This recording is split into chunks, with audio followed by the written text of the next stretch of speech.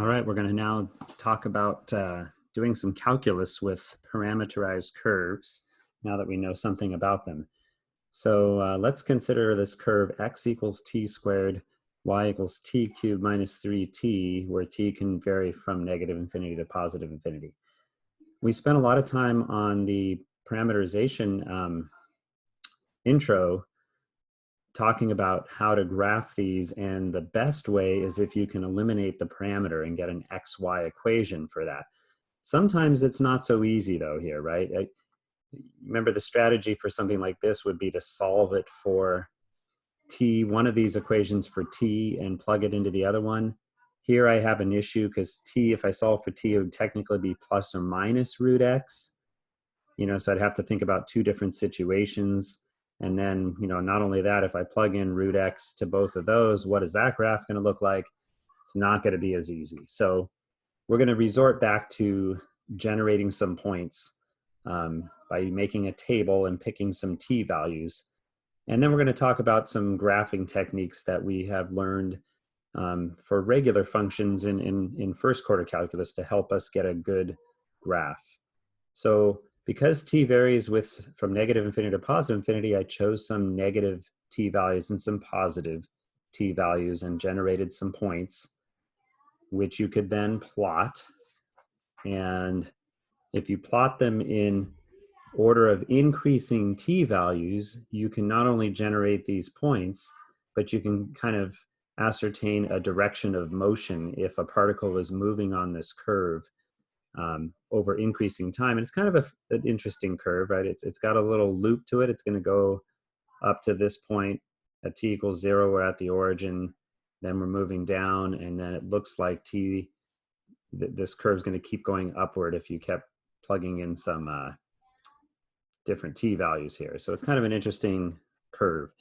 Now, some of the strategies we can use to get a more accurate graph, we might want to know what the x-intercepts are, right? Well, clearly there's one right here at 0, 0. But how do we find x-intercepts for any function we set y equal to 0, right? And so we can set our y part of our parameterization equal to 0 and find out that this curve equals 0 when t is 0 as expected, and when t equals plus or minus root 3, which is kind of interesting because it's at the same point right here. This is t equals plus or minus root 3. So what happens, it hits this point first at t equals negative root 3, comes around, and it goes through the same point when t is positive root 3. So kind of interesting. Another thing we might want to find is, okay, I don't know for sure that 1, 2, this point we found here, we don't know if that's really the highest point. And same thing here, if that's the lowest point on the loop. So where would the highest point occur? Well, we know from calculus it would be when the tangent line is horizontal, when the slope of the tangent is horizontal. So this brings up now, how do I find the derivative of a parameterized curve, dy dx? Well, if we just think about it as dy dt over dx dt, you can kind of envision the dt's canceling out, right? Which would give you dy dx. So that's what we do. This is our formula for taking the derivative. The derivative of y with respect to t is 3t squared minus 3. The derivative of x with respect to t is 2t. If I set that equal to 0, this is only going to be 0 when the top is 0, which gives me t equals plus or minus 1, which does actually correspond to my 2 points that we had plotted, 1, 2, and 1, negative 2, were my highest and lowest points. So the tangent line's horizontal at both of those points. Just another note here, since we have the derivative, where does this graph have a vertical tangent line? Well, if this is my derivative, vertical tangent lines have slopes that are undefined. And where would my derivative be undefined? When the bottom is equal to 0, which corresponds to t equals 0, which is 0, 0. If we go back to our graph, that seems to be the case, right? Right here on the graph, there would be a vertical tangent at t equals 0. What other calculus ideas can we use to analyze this graph? Can recall in first quarter calculus, we were sometimes interested where a graph was concave up and concave down. And so that involved the second derivative. And so your formula for the second derivative, the idea behind it, if we go back, back in first quarter calculus, we may have talked about a mapping for using the chain rule. That means we want to take the derivative of the second derivative of dy dx. We know that dy dx is really a function of t, right? And t, we want to then have a function turn back into x. So the formula is the derivative with respect to t of dy dx, that's from here to here, times that by dt dx. Now, if you manipulate that by flipping dt dx and moving it to the denominator as dx dt, this is going to be our formula for the second derivative. It's the derivative with respect to t of dy dx divided by dx dt. So for us, we're going to take the derivative with respect to t of, recall this was our dy dx, and then divide it by dx dt again. To take this derivative, rather than use the quotient rule, it's a lot easier if you split this up into two parts. And we're just going to get 3/2 plus 3/2 t to the negative 2 divided by 2t. We already took that derivative.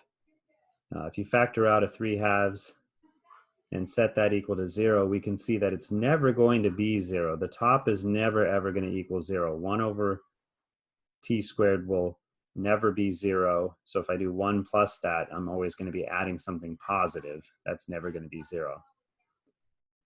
But we also, recall, have to look at where my second derivative is undefined, which would be, once again, when the bottom is 0, which is at t equals 0. And if we do a little sign chart for our second derivative, pick a number bigger than 0. Maybe I should slide this back up. If I plug that into my second derivative, like if I plug in t equals 1, I'm going to get a positive value for both the top and the bottom. If I plug in -1, the numerator will be positive, but my denominator will be negative, so my second derivative is negative. So what that means is my graph is concave down from t equals -infinity to 0, and concave up from 0 to infinity.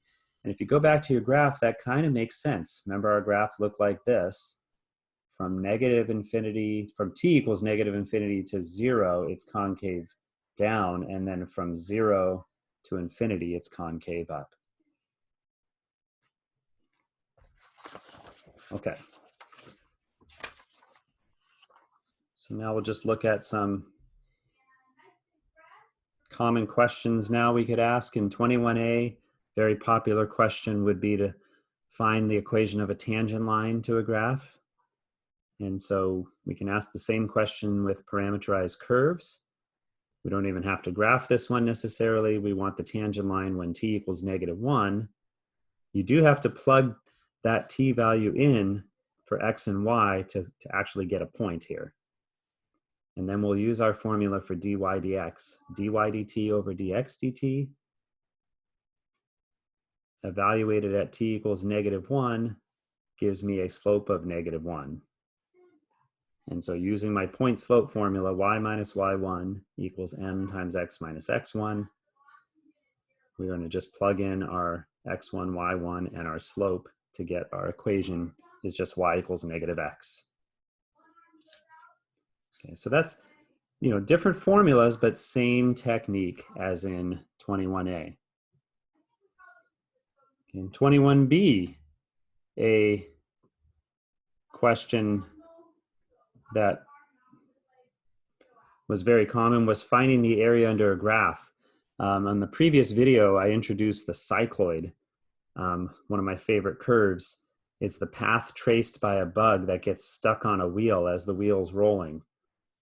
This curve here. So let's say I want to find the area under one arc of the cycloid. X equals r times quantity t minus sine t y is equal to r times the quantity of 1 minus cosine of t. And the idea is, what I want to convey here is that the formulas are the same. It's just you have to think about your curves in parametric form. What I mean by the formulas are just the same. If we were doing area, you would imagine some vertical rectangles, and what you would do is you would write a formula for the area of one of these thin rectangles, and then the integral adds them up. The height of one of your rectangles is just going to be the distance from the x-axis to y equals r times 1 minus cosine t. So it's going to be y, and the thickness of your rectangle is a little tiny increment of x. So that would be dx. So your area is just like we did in 21b earlier, y dx, the integral of y times dx. But of course, you're going to be using your parameterized curves. And you would go from 0 to 2 pi, because that would be your t value for which one rotation of your wheel takes place. There's your y. Now notice it is dx. That means you take the derivative of x. The derivative of x. So you have to take the derivative, let's go back up here, the derivative of x right here is going to be r, that's a constant so it can stay outside, 1 minus cosine t. That's what we have right here.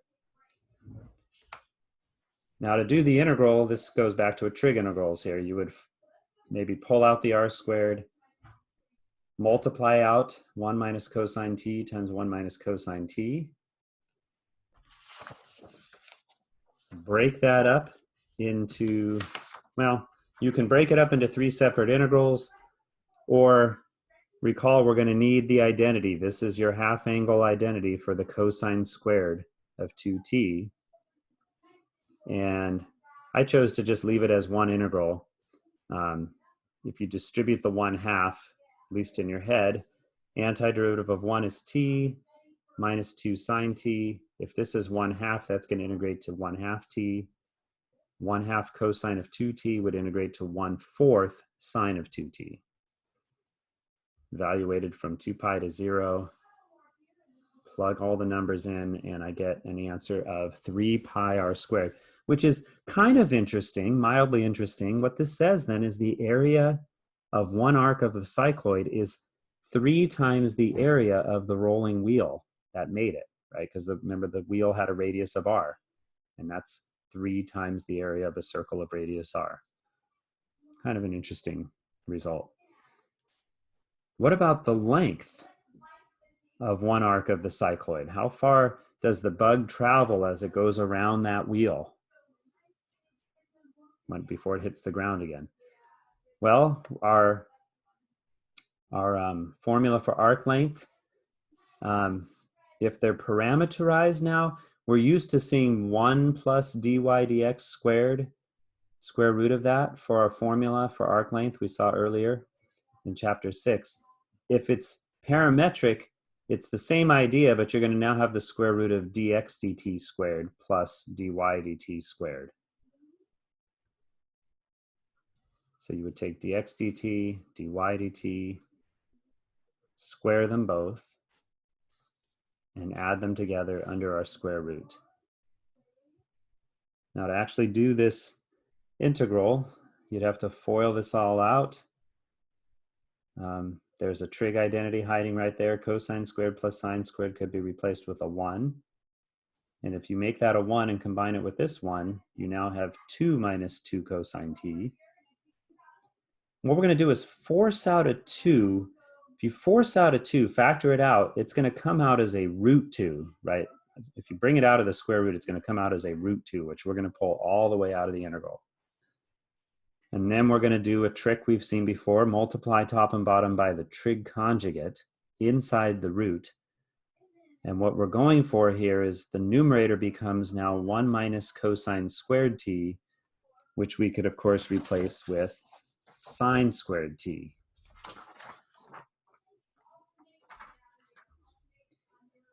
Now, on a video in the trig section, when we're doing trig integrals, we have to remember that this is the dangerous spot here, right? Because what we want to do is make the square root of sine squared just sine. But we have to be careful. The square root of something squared is not always just going to be what's inside, right? It could be plus or minus sine of t. We have to think about when this is positive. When is sine of t positive? My integral should go from 0 to 2 pi. That's one rotation of the wheel. From 0 to pi, right, according to, if you're familiar with this acronym, all students take calculus, from 0 to pi, sine is positive. It's positive from 0 to pi over 2, and it's positive from 0 to pi. So what I'm going to do here is take advantage of the symmetry of the cycloid. Remember what the cycloid looks like when you plot it. It's from 0 to pi here. That's when the bug's at the top of the arc, and then from there to 2 pi, it's down on the ground again. So if we know that symmetry would apply. If I find the length from 0 to pi of the cycloid, I can just double it to get the total length here. So I'm going to integrate from 0 to pi, where I can now just make the square root of sine squared sine t. My 2 is for, because I'm doubling it. And then this will leave under the square root. And this is now a very nice u substitution. I can let u equal 1 plus cosine of t. Du is equal to negative sine t, which I can make work. Right? It's going to be a negative du in the top. So then I'm just finishing off my integral here. And if you plug in the values, you do get another, I'd say, kind of an interesting result. When that bug travels along the wheel, it gets stuck to the wheel and travels around the wheel. By the time it hits the ground again, it has traveled 8 times the radius of the wheel, 8 radii of the wheel, which is somewhat of an interesting result, in my opinion. It's a whole number, right? Okay.